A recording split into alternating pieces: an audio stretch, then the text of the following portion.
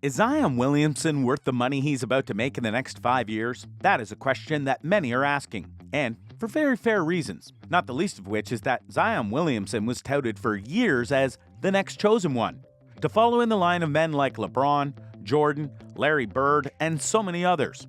But his body is not held up, and as such, the New Orleans Pelicans have played more games without him for 3 years now than they've played with him.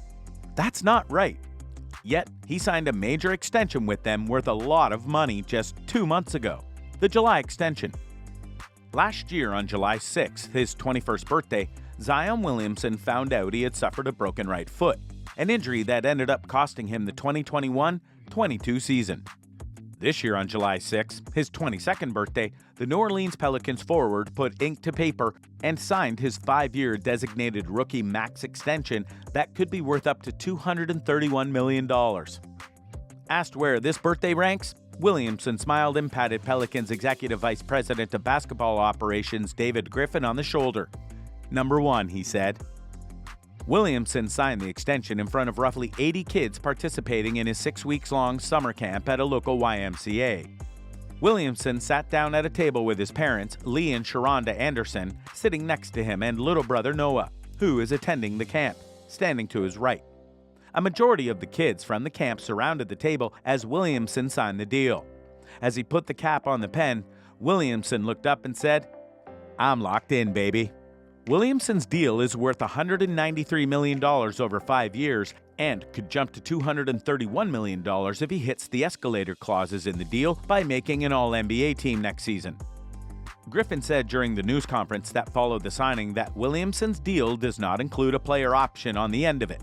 When Brandon Ingram signed his 5-year deal with New Orleans following the 2019-20 season, he also signed a 5-year deal with no option. So if nothing else, there's consistency amongst the ranks. Commitment to win. Zion wanted to make that same level of commitment to this organization, Griffin said. He wasn't looking for a way out. He was looking for a way to stay. His family was looking for a way to be more involved with the community. And you see this here today. This is a human thing. When Williamson addressed the media, he spoke about how not being able to take the court the last season had taken its toll on him. "I want to thank my family. I want to thank the YMCA. I want to thank the city of New Orleans, especially Mrs. Benson. Thank you all for believing in me," Williamson said. "Just giving a kid like me a chance to showcase my abilities and hopefully help bring the team multiple championships. Thank you all for sticking with me the past year. On my birthday last year, I found out I broke my foot. I was out the whole year. It was a tough year. For the Pelicans to come give me this birthday gift, I'm not going to let them down. I'm not going to let my family down. I'm not going to let the city down. And most importantly, I'm not going to let myself down." Williamson said the past few months were a roller coaster of emotions for both him and his family. As talk swirled about Williamson's desire to be in New Orleans long-term, he said it was his family that started to take the brunt of that. "In the beginning of the season, I told the world, if y'all ever want to know if I want to be here, just ask me. Instead of asking me, the world just ran with narratives," Williamson said. "So when my family was going out in public, they were being asked why we don't like New Orleans, why we don't want to be here, when that's not the case at all. I wasn't able to play because my foot was broke. So that sucked. Every time I checked my phone, it was always negative. Even when you're trying to make a positive of the situation, it was very tough." Williamson was officially cleared to return to full basketball activities May 26th.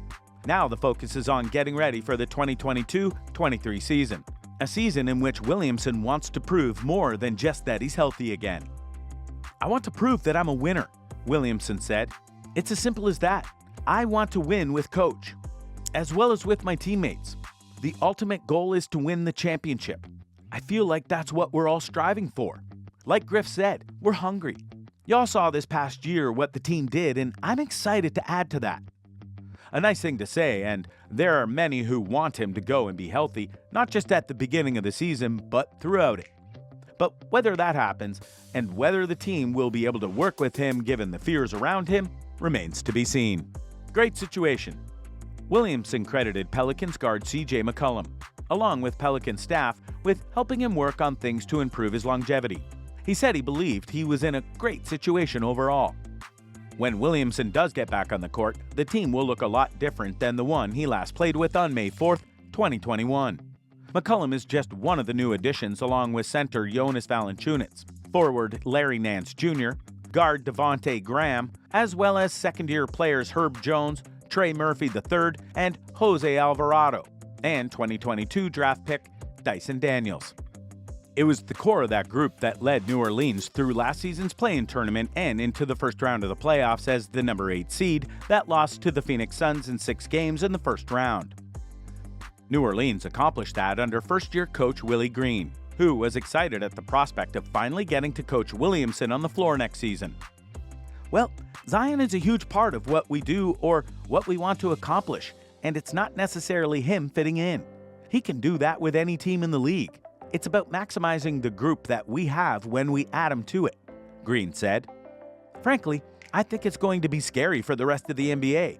Now, it's going to take work to get there. What groups play well together? How can we take advantage of different mismatches? How can we put all of our guys on the floor and give them an opportunity to be successful? That takes work, but it will all come together at some point throughout the course of the season, and when it does, I think we can be a scary team. The key words there might honestly be can be, as in it can be scary should Zion stay healthy, which, as you can guess, is far from a guarantee at this point in time. Body in basketball. In the NBA, it used to be that the big man was essential to winning the championship. Look at men like Bill Russell, Kareem Abdul-Jabbar, and Shaq for proof of that. But now, for whatever reason, having a real big man in the NBA is a time bomb at times. Because there are plenty of big men, both present and past, that have had all the potential, all the size, and all the health problems. That's why so many are wondering if Zion should have gotten that major extension, because the Pelicans are putting a lot of faith in a guy that hasn't played a full NBA season, and thus hasn't fully proven his body can handle what's coming.